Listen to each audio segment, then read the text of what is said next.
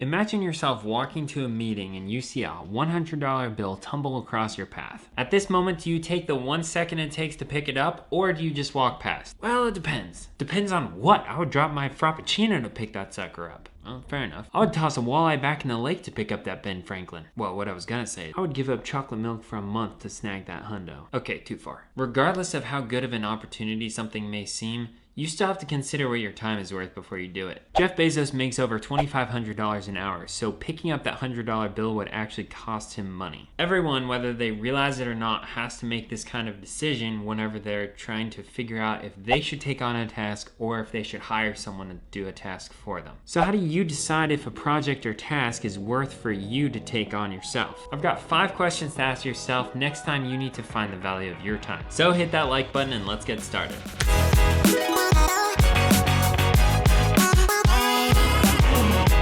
Hello there, my name is Caleb and my goal is to teach you financially what you may have not been taught in school. I'm truly honored that you're here. When my car's oil needs changed, I have to decide what my time is worth. Let's lay it out. I could pay Valvoline to change it in 15 minutes, but last time I checked, they charge $85 for a full synthetic oil change. Or I can go get oil and a filter on sale for $35. That gives me a $50 difference between paying someone else to change it and changing it myself. That means if it took me 1 hour to change my oil, I would effectively be making $50 an hour, which is more than I make as an engineer. If it took me half that time, 30 minutes, I would effectively be making $100 an hour, which is way more than I make as an engineer. And most people know it's gonna take less than 30 minutes to change it out. So, the monetary value of my time in this case is over $100 per hour. Well worth it. Having looked at an example, let's get into the 5 questions to ask yourself before deciding to do a project yourself or paying someone else to do it. Number 1, do you have the money to pay someone else to do it? This may go without saying, but if money is tight, maybe you should consider doing it yourself.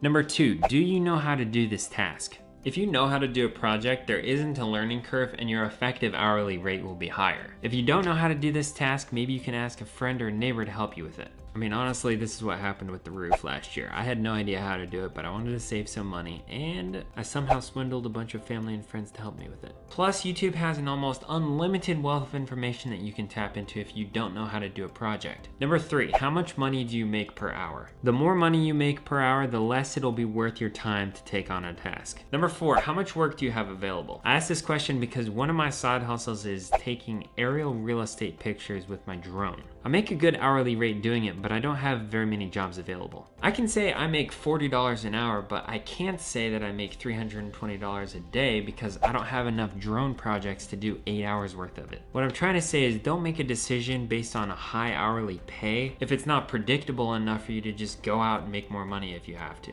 And 5, have you hit the like button for the YouTube algorithm? No, that's not it, but I would appreciate it. Number 5 is how much is convenience worth to you? Some people can learn how to do general car maintenance like changing the oil, but many people value the convenience of taking it to a quick change location and just paying someone to do it for them. Convenience is killer. Now before we get any further, we gotta thank our sponsor, Lawn Fertilizer. You can get fertilizer from any hardware store, or you can pay someone to take care of your lawn for you. Not me, I have a dog. Now some people would say, whoa Caleb, your dog's fertilizer doesn't get evenly distributed. I mean, he distributes it all over the yard. He just does it in concentrated areas. Don't ask me why he walks while he's pooping. And come spring, it is pretty clear where he delivered his packages. See this right here? Fertilizer. Look at that. Look at it. Who pooped here? At least our lawn is lush and green. Now, saving money is absolutely something that I endorse. But it is, in my opinion, the most valuable asset you have. They say time is money, but I think time is more than money. Unfortunately, it's not always a quantitative problem and solution. My time is in fact given a value because the job in which I work gives me a hard number that shows exactly what my time is worth.